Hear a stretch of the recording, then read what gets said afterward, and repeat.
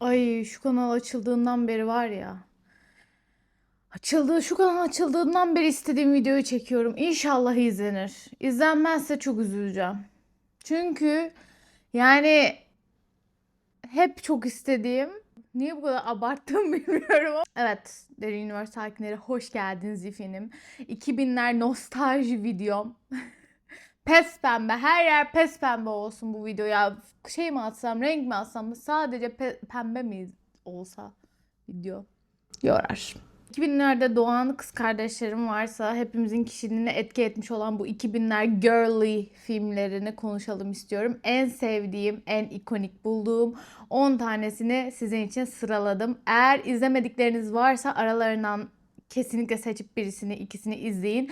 Gelin yorumlarda konuşalım. Ya ben eskiden bu filmleri izlerken sadece şey zannediyordum. Hani eğlenmesini izliyorum falan diye. Gene öyle. Gene inanılmaz eğlenceli filmler. Ama dönüp baktığımızda o filmlerle ilgili yeni yeni çıkarımlarda bulunmaya başladım. Yeni yeni farklı bakış açılarıyla izlemeye başladım. Hatta yani yaş aldıkça bir kadın olarak o dönemin kadın böyle girly movie diye adlandırdığımız, bu kız filmleri diye adlandırdığımız filmlerin aslında neleri anlattığını, bazı konularda şu anda bile olmayan ne kadar açık görüşlü ve böyle biraz daha ufkumuzu açacak yerlerden anlattıklarının, yani aşırı anlamlar yüklemiyorum ama şu an bile belki anlatılmayacak hikayelerin o dönemde çok rahatlıkla anlatıldığını fark ettim.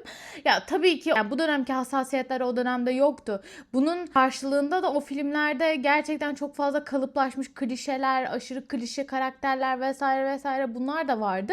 Onların dışında tutarak söylüyorum. Onları da eleştirdiğimiz bir video gelir ama benim konfor alanı 10 filmimi sizin için yorumlamak istedim. Önce konularını söyleyeceğim. Sonra filmler hakkında set arkası bilgilerden bahsedeceğim. Yorumlarımdan bahsedeceğim. Bakalım geçelim. Çok heyecanlıyım bu video için. Aşırı heyecanlıyım çünkü çok seviyorum bu erayı. Bu era benim eram. D2K dediğimiz bir estetik var ya, şu anda TikTok'ta, Pinterest'te falan gördüğünüz. Onun renk paletini, biçimini, karakterini, her şeyini oluşturan aslında bu filmler. Bu arada küçük bir uyarı yapayım. Bunların hiçbirini böyle bir IMDb puanına göre, ne bileyim Oscar'lık filmler falan, yani böyle bir sıralamayla yapmadım ve kendi kişisel tamamen tercihlerim ve zevkler, renkler arkadaşlar. O yüzden yani yorumlarken beni aşağılamadan yorumlarsanız sevinirim. Muhtemelen bazılarında bana çok kızabilirsiniz çünkü oluşturmaya çalıştığım feminist imaja ters olabilir. Ama konfor alanı filmlerim bunlar benim. Bu arada mutlaka videonun sonunda kendi ilk üçünüzü yazın.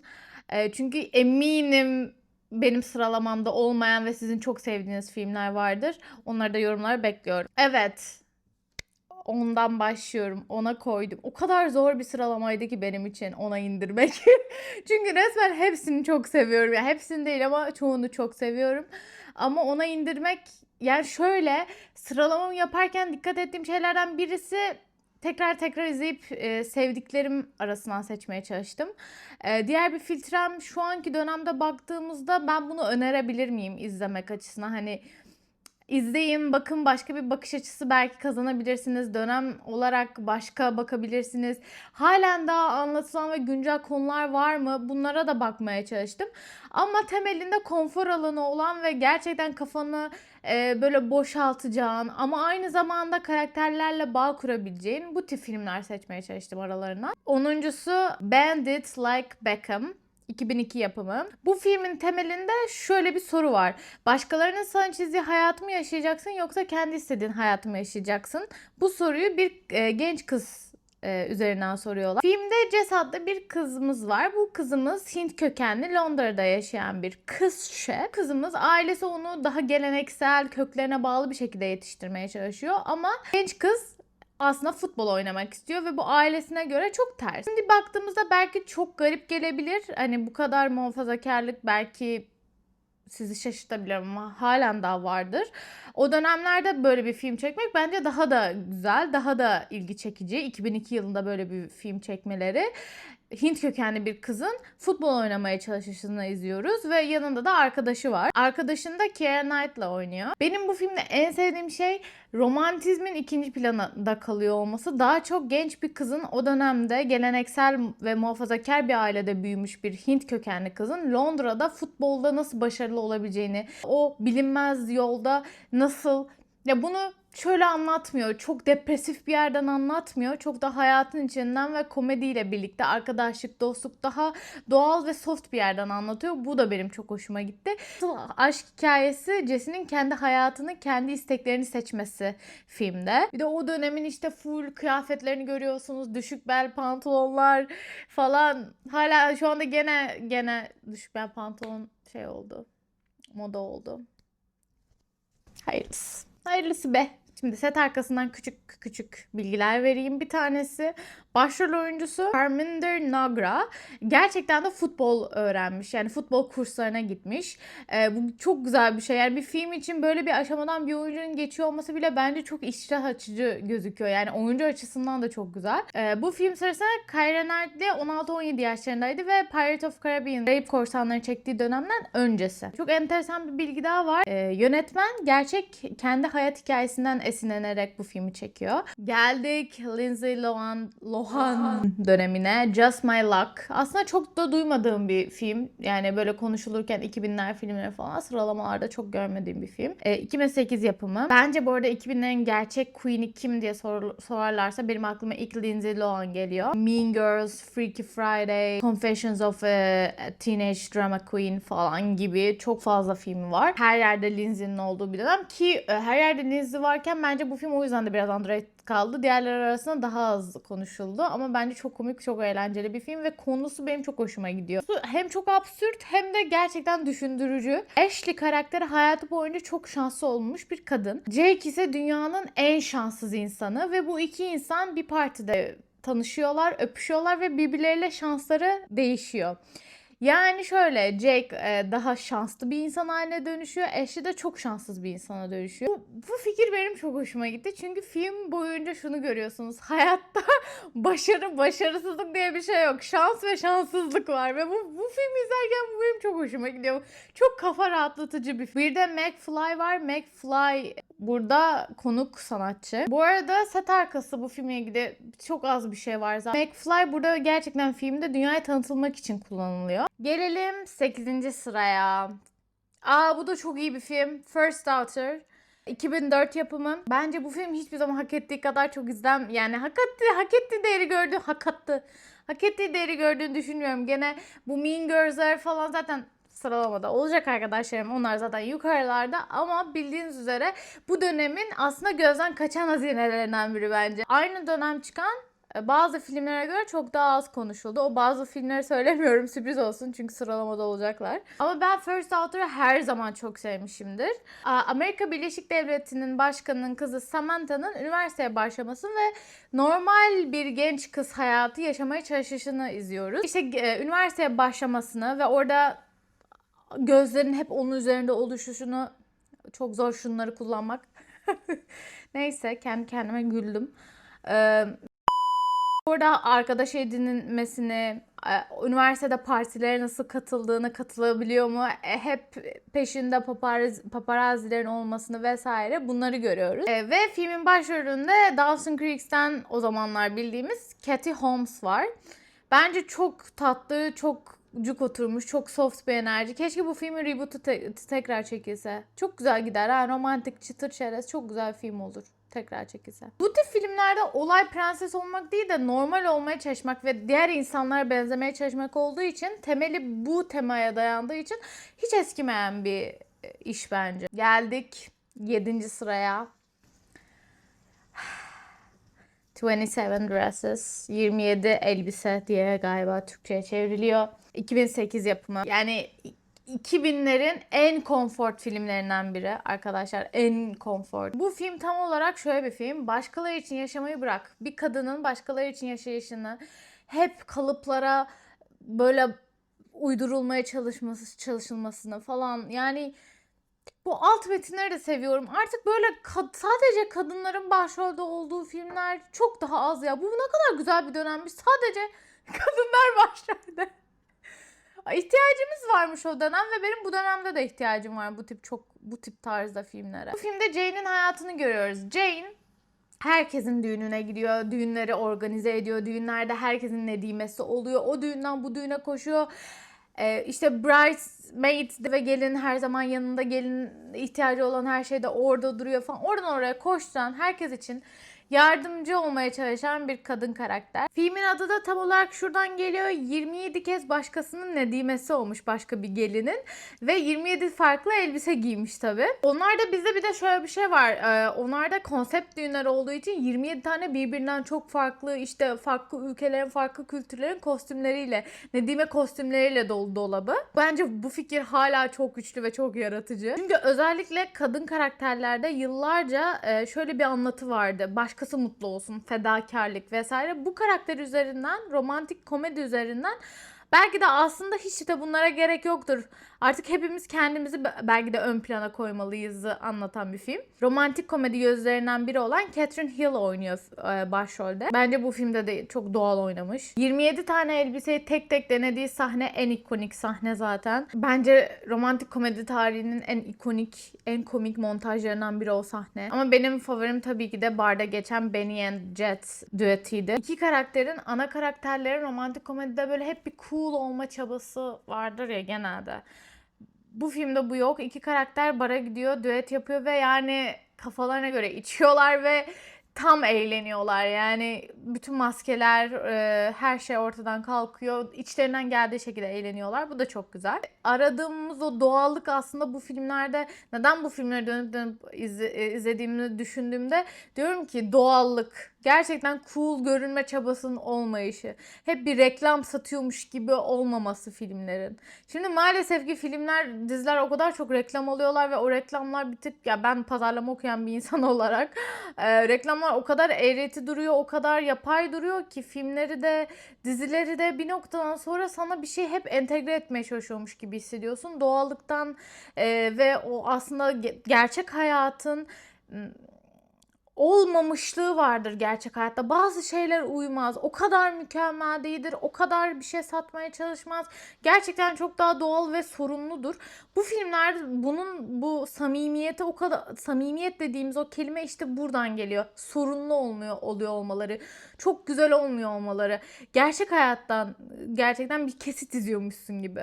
Burada da küçük bir trivia. 27 elbisenin hepsi özel tasarlanmış.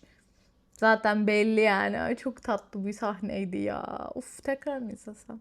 Evet, 6. sıraya geçiyoruz. Adını en zor söylediğim şey. Başlıyorum. Confessions of Sophafolic. Sophafolic. Confessions of Sophafolic. 2009 yapımı. Türkçe o dönem filmlerine, yani ben filmleri ve dizileri fark etmeksizin çok fazla Türkçe'ye çevrilmesini ya da başka dillere çevrilmesini sevmiyorum. Orijinal dilinde bence adı güzel. O şekilde konuşalım. Çünkü çevirmeler genelde biraz garip olabiliyor. Ben bu film tam bir yani eskiden çocukken ben bu filme alışveriş filmi diyordum. Ama sonra izlediğimde çok daha farklı bakmaya başladım. Bir kadın olarak da büyüyorsun ve o başroldeki kadının yaşlarına gelmeye başladığında benzerlikler görmeye başlıyorsun ya. O çok enteresan bir durum oluyor. Başrolümüzde Rebecca Bloomwood var. Rebecca alışveriş bağımlısı. Yani tam bir alışveriş bağımlısı. Bu arada gerçekten dibine kadar bir alışveriş bağımlısı. İşte filmlerde, dizilerde görmediğimiz bir şey de ana karakterin kötü huylarını genelde törpülemek var bu dönemde. Romantik komedilerde ya da daha işte kişisel karakter anlatan filmlerde, dizilerde olay anlatmaktan çok. Başrol karakterin hep böyle bir, özellikle kadınların törpüleme durumu var. Yani daha mükemmelli hale getirme gibi. Burada öyle bir şey yok. Gerçekten yani dibine kadar hissediyorsun alışveriş bağımlısı olduğunu ve çok çirkin bir şekilde bağımlı ve bunu burada görüyor oluyor olmak çok hoş. Çünkü kendinle de yüzleşiyorsun bazı noktalarda. Ama mesele burada zaten şu: alışverişten çok tüketerek mutlu olmak. Yani o dönem bunu kredi kartıyla yapıyorduk. Şimdi bunu biraz da sosyal medyayla yapıyoruz ve o yüzden bu kadar birbirleriyle paralel olan bu iki tema beni bu dönemde izlerken şunu hissettirdi: ne kadar güncel bir konuymuş. Yani tüketerek tüketime bağımlı olmak, tüketimin mutluluk getirdiğini düşünmekle aslında bir noktada sosyal medyanın, sosyal medyadan gelen ilginin o bağımlısı olmak ve ona göre hareket etmek ve onsuz yapamamak. Bu sadece bence sosyal medya iş yapan insanlarla ilgili değil, sosyal medyada post atan herkes, sosyal medya kullanan herkesin yaptığı bir şey gibi. Tabii ki bunun limitleri, level'ları var, çok olan var, az olan var ama bu iki temaya baktığımda birbirleriyle çok paralellik gösteriyor. İzlerken farklı farklı şeyler, yani bu dönemde çok fazla bağ kurdum. Rebecca sürekli daha güzel görünmeye, daha şık bir şey almaya, hep dahasını istiyor alışveriş yaparken. Burada filmde Patricia Field faktörü var. Sex and the City'nin kostüm tasarımcısı yapıyor. O yüzden moda tarafı filmin inanılmaz. Rebecca gerçekten çok zevkli ya. Ve böyle şey diyemiyorsun. Evet, çok güzel aldın. Yani şey diyemiyorsun, anladın mı? Çok kötü aslında diyemiyorsun. Bu dönemden bakıyorsun, bu dönemden bile, yani 2000 kaç yapımı demiştim size? 2009 yapımı. 2009 yapımı olan kıyafetlerin hepsi şu anda o Rebecca'nın aldıklarına ben şimdi de giyerim. O kadar zevkli bir kadın. Diyemiyorsun ki alma, çok çirkin. Niye kartın bunlara mı şey yapıyorsun falan diyemiyorsun. Bu arada Isla Fisher çok iyi komediyi kurtarmış. Ne böyle aşırı karikatürize bir karakter var. Gerçekten çok karikatürize olabilecek bir karakter, çünkü bağımlı bir karakter ve bunu komedide anlatmaya çalışıyorsun ama bence çok doğal bırakmış karakteri, yani tam ayarında. Ve bu karakterin yanlışlıkla bir ekonomi finans dergisinde editör olmaya başlamasını anlatıyor film. Yani alışveriş bağımlısı bir kadının ekonomi dergisinde ekonomi editörü olması çok güzel bir çelişki. Film sana öyle güzel bu kadın karakteri anlatıyor ki filmin sonunda onu yargılamayı bırakıp aslında yargılamıyorsun ve kendisi de kendi döngüsünü tamamlıyor kadın ve kendi eleştirisini veriyor. O hep anlattığımız kahramanın hikayesi filminde kendisini tamamlıyor, kendisini öğreniyor, neye asıl ihtiyacı olduğunu öğreniyor vesaire. Ve mutlu olabilmenin tüketmekte değil, kendini bulabilmekte olduğunu çözüyor tabii ki karakterimiz. Bu tip hani sonu belli, mutlu olacağım film. Ay, yok ya artık böyle. Çok az var. Prime getirdi bir tık böyle filmleri, dizileri tekrardan. Ama yani bu renk estetiğini çok özledim ya. Bu rengarenk dönemi çok özledim. Ve geçiyoruz.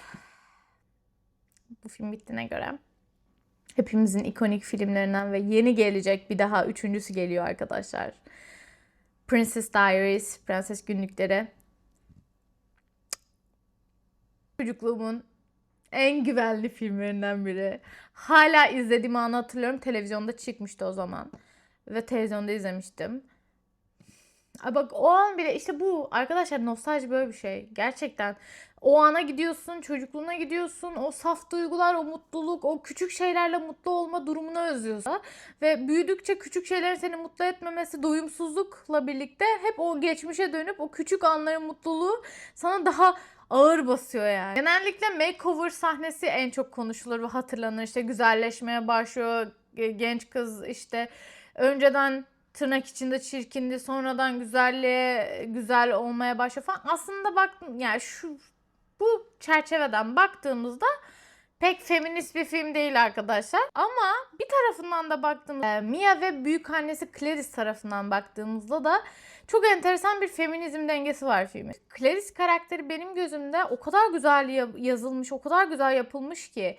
Özellikle bu aralarındaki ilişki, karakterlerin ilişkisi, bir kadının, yani Mia da Clarice'e bir şeyler öğretiyor.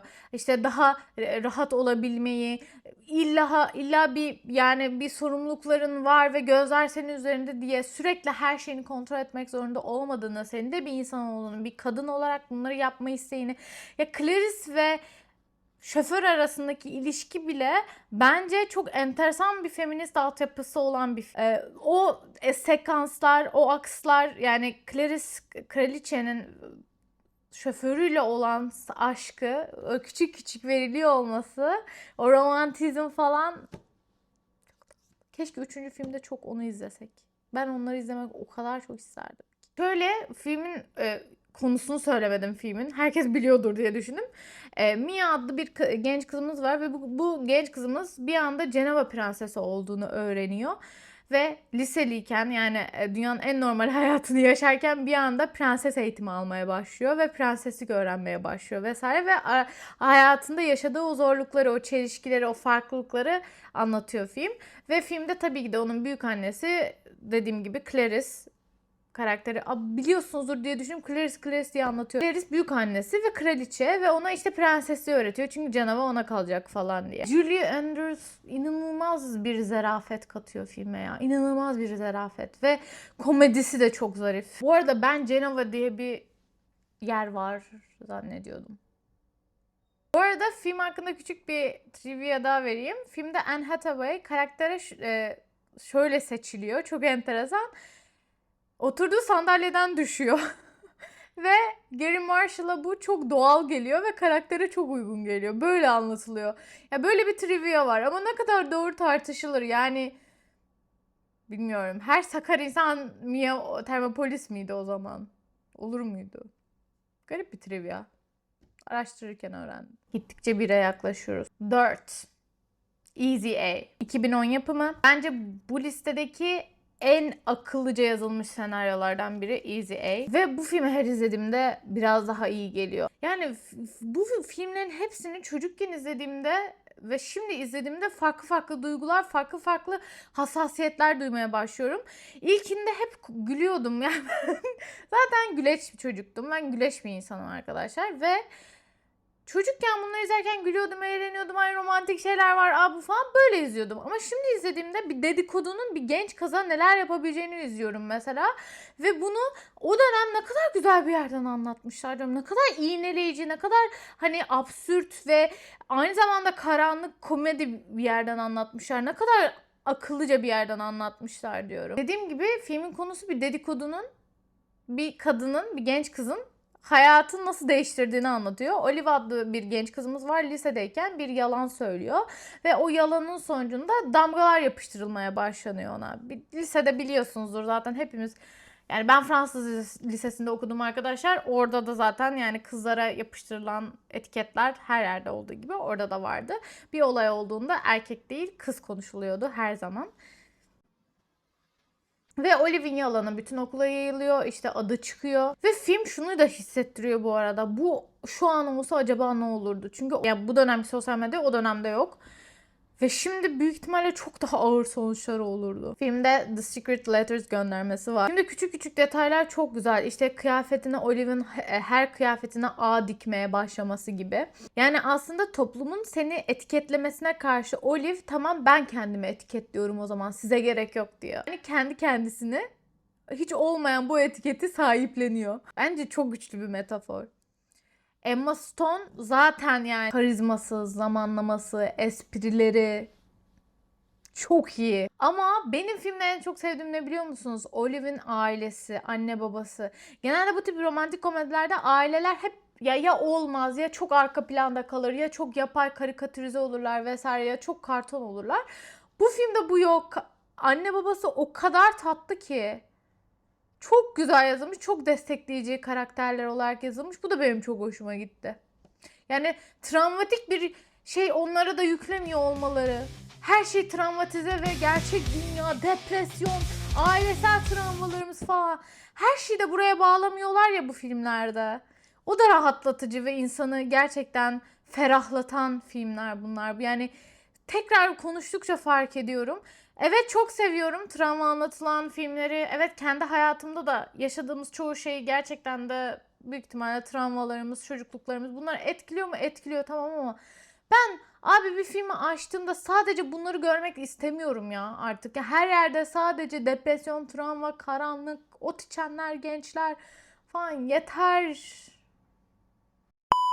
Bak burada da çok büyük olay oluyor. Burada da etiketleniyor karakter falan ama bunu komik ve absürt ve iğneleyici bir yerden verebiliyorlar mesela. Bu dönemin filmlerinin çoğunda bu var. Hassasiyetlerimiz var anlıyorum ama bu hassasiyetlerle de aslında iğneleyerek toplumun yargılarını, o yanlış yargıları komedi ve absürt ve kara komik bir yerden iğnelediğimizde de hassasiyetlerimize saygı duymuş oluyoruz bence. Ama bu işte politik doğruculuk ya da Bunu ya hep kalıplara koyuyoruz ama bu da politik doğruculuk değil bence. Yani bu tip şeyleri çok üstü kapalı ve sadece travmatik ve sadece insanı bayan bir yerden anlatınca ağırlığını vermiş olmuyorsun. İğneleyici bir yerden verdiğinde de bence bu tip gençlik hikayeleri oldukça fazla insana hitap edebiliyor ve daha çok aslında sürükleyici olabiliyor. Daha sürdürülebilir olabiliyor. Bilmiyorum yani, siz de böyle düşünüyor musunuz? Farklı mı düşünüyorsunuz? Yorumlara yazarsınız, konuşuruz. Ama ben böyle düşünüyorum biraz. Ya bu filmin ilk Pocket Full of Sunshine. I'm gonna pocket sunshine. Var ya, herkesin ilk herhalde bu sahne gelmiştir aklına. İkonik bir trivia da şuradan vereyim. Filmde Emma Stone'un rolü için önce Amanda Bynes düşünülmüş ve Amanda Bynes gene de filmde yer alıyor. İzlemişsiniz, biliyorsunuzdur. Ama ilk başta başrolde o olarak düşünülmüş ama sonra Emma Stone gelmiş. Bence çok doğru karar. Amanda Bynes'ın rolü de ki çok kritik ve güzel bir karakter. O da ona çok uymuş. Çok oturmuşlar. İlk üç. Üçüncüsü Mean Girls. Yani bir pop kültür olayı. Üstüne çalışılsa halen daha pazarlaması dönen, pazarlama case'ine otursam saatlerce çalışabileceğim bir proje. Yani en az konuşmam gereken proje de bu. Çünkü bence filmi hepimiz biliyoruz. Bilmeyenler de otursun izlesin. Ne olur izlesin. Bilmeyenler bu videoyla izleyecekse gurur duyarım. Gelip yorumlarda seninle izledim derin diye yazın. Gurur duyarım izlemeyen kaldıysa. Mean Girls'ün birinden bahsediyorum arkadaşlar. Yani değil yani.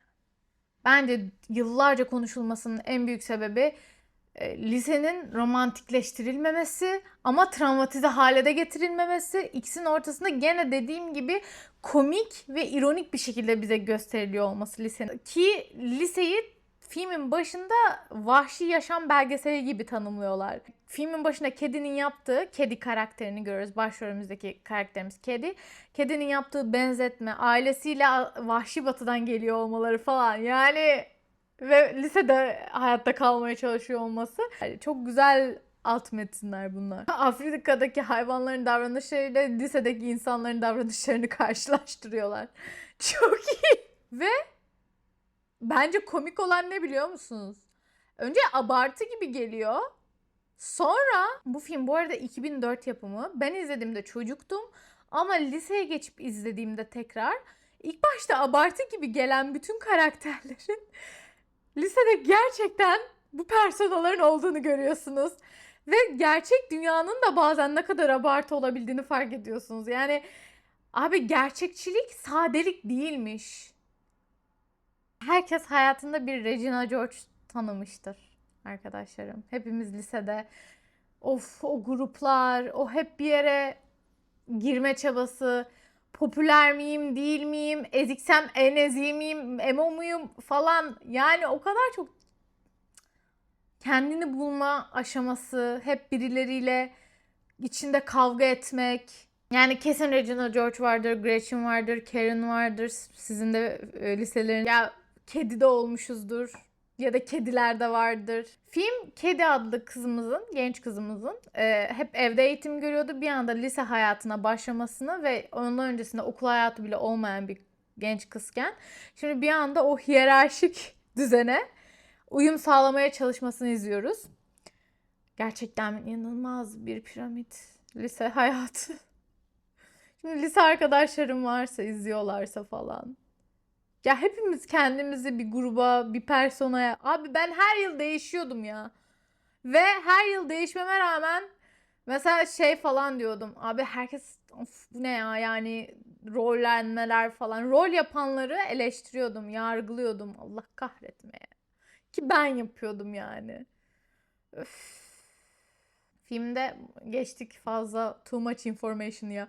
Çok fazla bilgi verdim kendimle ilgili ama filmde en sevdiğim şey filmde gerçek kötü, gerçek iyi diye bir şey yok. Başroldeki karakterimiz de çok gıcık. Kedi de çok gıcık. Nasıl dönüyor? Nasıl dönek? Popüler olunca. O şaşalı dünya tabii hoşuna gidiyor. Regina George da saf kötü değil mesela. Yani lisede budur ya arkadaşlar. Zaten lise kendini bulma yolculuğu olduğu için çocukların Zaten temelinde çocuk olduğumuz için ve kendini bulma çabası, kendine yetişkin bir persona bulmaya çalışıyorsun. Ve çocuk olduğun için o yetişkin personaya hiçbir şekilde uymayacaksın. Ama onu taklit etmeye başlıyorsun. Farklı farklı karakterler taklit etmeye başlıyorsun. Ve onlar sanki senin karakterinmiş gibi düşünüyorsun falan. Yani acıklı bir dönem. Herkes hata yapıyor. Herkes hatalarının sonuçlarıyla yüzleşiyor. Bir de tabii ki buradaki olay Tina Fey yazar. Neredeyse kusursuza yakın bir senaryo yazılmış. Her replik hala ikonik bir line. Hala konuşuluyorlar. O kadar çok kült replik var ki. Mesela on Wednesday we wear pink. Çarşambaları pembe giyiniriz. That's so fetch falan. You can't sit with us. İşte bizimle oturamazsın sahnesi. O oturma bile ay o kadar doğru ki. Yani kantinde oturulan yerler, herkesin oturduğu, kimler nerede oturuyor falan. Abi yazık ya. Artık film repliği olmaktan çıkıp bir internet kültürü haline geldiler zaten. Yani son 20 yılda, 22 yıl falan oluyor işte 2004'te çıktığına göre. Ya ve dürüst olayım 2000'lere tek bir filmi anlat deseler Mean Girls'ü örnek gösteririm. Modasıyla, müziğiyle, lise kültürüyle, mizahıyla tam anlamıyla 2000'ler. Kıyafetleriyle tam anlamıyla bir 2000'ler. Set arkası küçük bir bilgi vereyim. Bunu ben yeni öğrendim. Tina Fey bunu bir kitaptan uyarlamış. Rosalind Wiseman'ın Queen Bees and Wannabes adlı kitabından uyarlamış. Yani kitap gerçek lise gözlemlerine dayanıyor. Ve bunu filmde de o kadar iyi görmemizin sebebi bu gerçek gözlemlerden uyarlanmış olması. O yüzden karakterler bu kadar gerçek. 2. Benim feminist damarlarımı en çok doyuran film.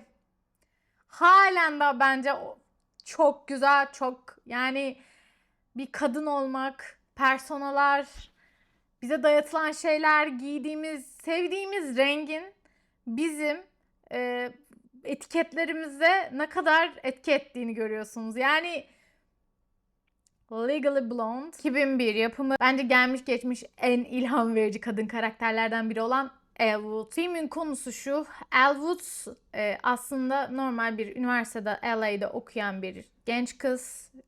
Öğrenci yurdunda kalan, işte kızlarla çok iyi anlaşan, pembeyi çok seven, çok tatlı, konuşkan, tam feminen, dişil bir kadın karakter. Ve bu kadının sevgilisinin Harvard'a gitmek istiyor sevgilisi ve sevgilisinden bir evlenme teklifi beklerken sevgilisi ona şunu diyor. Ben Harvard'a gideceğim ve çok daha ciddi bir hayatım olacak. O yüzden seninle evlenmeyi düşünmüyorum değil. Bırakıyor yani. Direkt ayrılıyor kızdan. Ve kız da diyor ki ne alaka? Ben Harvard'ı kazanamaz mıyım? Ve kız Harvard'ı kazanıyor. Harvard'a gidiyor. Harvard hukuku kazanıyor. O çocuğun gözüne girip ona ideal eş olduğunu kanıtlamak için. Ya bu başında film seni şuna çekiyor. Bu hiç feminist bir film değilmiş gibi hissettiriyor. Ve bunu aslında yani filmde bir kere Elvis karakteri aşırı pembe giyiyor. Yani çok cartlak pembe ama her şey pembe. Moda takıntılı. Sorority'de yaşayan yani kız öğrenci yurtlarında yaşayan böyle onlar da bizdeki gibi değil. Yani gerçekten hepsi zengin ve partiler veren genç kızlar falan. Partiler veren, çok cıvıl cıvıl, çok konuşkan ve herkesi izleyeni şu şeye aslında atıyor. Bu kız ciddi olamaz. Yani izlerken seninle yüzleştiriyor. Diyor ki sen bu kızı şimdi izledin. Dedin ki bu kız çok pembe, çok burnu havada, çok kafa bir dünya. Bu kız Harvard'da bir şey yapamazdı sana da söylettiriyor yani. Film tam olarak bunu istiyor. Senin o ön yargıya düşmeni istiyor. Film Elle işte Harvard'a gidiyor ve bütün beklentileri film alt üst ediyor. Filmin en güzel yanı, en değerli yanı Elle başında neyse sonunda da o. Elle değişmiyor. Pembe giymeyi bırakmıyor, topuklularından vazgeçmiyor, dişiliğinden, feminenliğinden vazgeçmiyor, kahkahasından vazgeçmiyor, neşesini kaybetmiyor ve kimliğinden vazgeçmiyor. Yıllarca kadın karakterler üzerinden şöyle bir şey anlatıldı. Güçlüyse genelde maskülen oluyor. Çok güçlüyse, çok sertse maskülen oluyor. Hep böyle bir erkekliğe yakınlaştırma oluyor kadın karakterlerde. Eğer güçlü ve sertse. Gücün maskülenlik üzerinden bir anlatısı var yıllardır süregelen. Tabii ki bunun istisnaları var. Güçlü olmak istiyorsan sert olmak zorundaysın, maskülen olmak zorundaysın gibi bir beklenti var ki o zamanlarda daha da çok var. 2001 yılından bahsediyoruz. Halen daha çok olan bu şeyin 2001 yılında ne kadar çok olduğunu tahmin edebiliyorsunuzdur. O dönemde bunu anlatıyor olması aslında kimsenin güçlü olmak için maskülenliğe yaklaşması gerekmediğini, eril olmasına gerek olmadığını anlatan bir film. Kendinden vazgeçmek zorunda değilsin diyor. Bir de tabii ki Reese Witherspoon var. Çok iyi bir karakter çıkarmış. Gene dediğim gibi bu tip karakterler çok uç karakterler. Yani uç dediğim gerçek hayatta da var. Abartılı karakterler, abartılı insanlar. Bizim de abartılı hallerimiz vardır ya. Abartılı durumları anlatırken, oyunculuk yaparken özellikle yani oyunculuğu izlerken ben fark ettiğimde şunu görüyorum. Çok abartılı şeyler işte dediğim gibi karikatürizeye kaçabiliyor. Burada öyle değil. Burada mahkeme sahnesi, perma detayıyla hikayeyi çözmesi, zekice hem komik. Bu arada filmin hakkında küçük bir trivia vereyim bitirmeden önce. Elle Woods karakterini oynayabilmek için Reese Witherspoon gerçek hayatta da kız öğrenci derneklerine gidip onlarla vakit geçirmiş. İşte dediğim gibi karikatürize bir karakter çıkarmamak için yapmış bunu. Ne kadar değerli. Yani illa çok büyük filmlerde çok büyük travmalar oynamak için metod oyunculuğa falan işte sakatsın sakatla oyna falan değil. Bu karakter için de gidip deneyimliyor olması bence çok değerli. Geldik 1'e. Woohoo! Benim İlk crushlarımdan. Wow, ya yani çok iyi. Çok iyi. Birinci sıramda tabii ki. Benim için tabii ki. 10 Things I Hate About You. Yani senden nefret etmemin 10 sebebi. Bu arkadaşlar baştan söyleyeyim 99 yapımı. Ama tam geçiş dönemi ve benim en sevdiğim film. Bu 2000'ler dönemi açısından en sevdiğim film. 6. diyorum. 2000'ler girly filmleri açısından söylüyorum. O dönem era açısından en sevdiğim film. Zirve benim için. 90'ların ruhunu taşıyor ama 2000'lere yön veren bir film. Bu anlattığım bu onluk listeye de yön veren bir film. O yüzden direkt bence zirve buna ait. Ya bu film de sadece romantik komedi değil. Gene gençlerin kendi karakterini, kendi hikayesini bulabilme yolculuğunu izliyoruz gene. Cat adlı asi, zeki ve kimsenin onayına ihtiyaç duymayan bir genç kızımız var. Bence şu an izlediğimde belki filmde bir tık sanki sorunlu oymuş gibi yansıtılıyor. Ki bu yansıtılmayı sevmiyorsun bu dönem izlediğinde. Ama şimdi böyle baktığımda diyorum ki abi hiç sorunlu değil. Sadece ona ihtiyacı olmayan bir genç kadın. Ki çok zor bulunan bir şey bu. Patrick karakter okulun kötü çocuğu. Hakkında bu iki karakter hakkında da okulun hep bir okuldaki herkesin belli bir ön yargısı var. Filmde en sevdiğim şey ikisi de birbirini değiştirmeye çalışmıyor. Birbirlerini tanımaya çalışıyorlar. Ve filmin Shakespeare uyarlaması oluyor olması çok inanılmaz. The Taming of the Shrew adlı bir eseri alıp Amerikan lisesine uyarlamaları hem o absürtten yaratıcı bir fikir yani. Bunu yaparken de hiç eğreti durmamış. Hala izlenebiliyor ve bağ kurulabiliyor olmasının sebebi de bu kadar temeli sağlam bir yapımdan, bir kitaptan uyarlanıyor olması. Heath Ledger. Allah!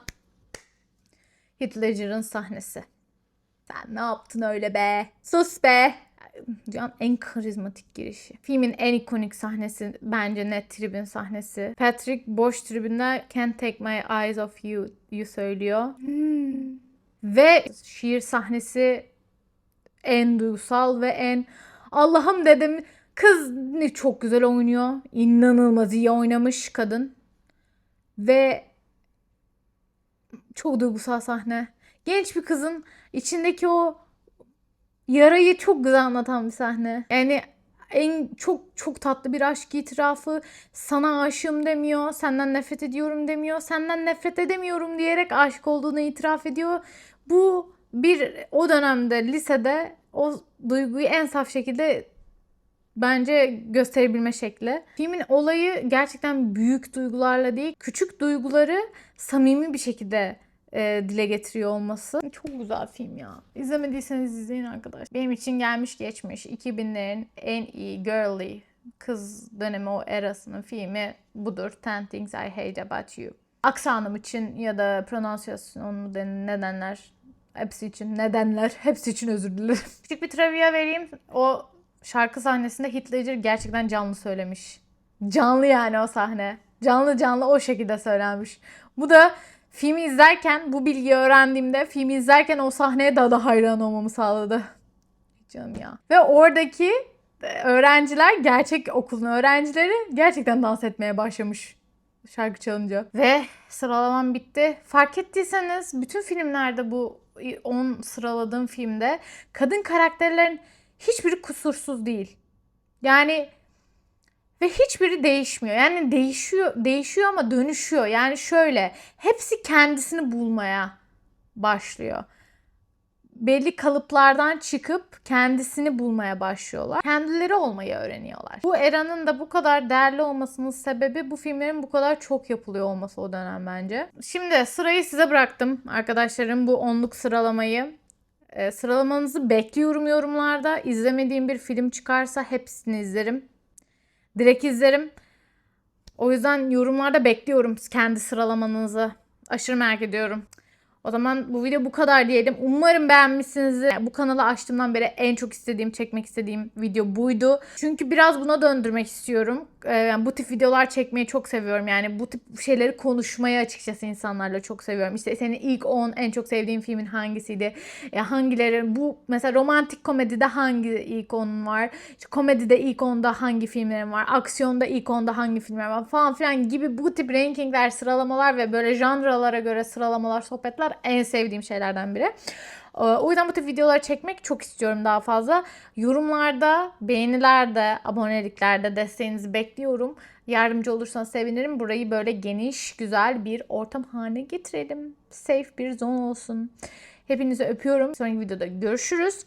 Diğer videoları izlemeyi unutmayın. Bir sonraki video gelene kadar bu kanalı destekleyebileceğiniz kadar desteklemenizi umuyorum. Hepinizi öpüyorum. Bay bay.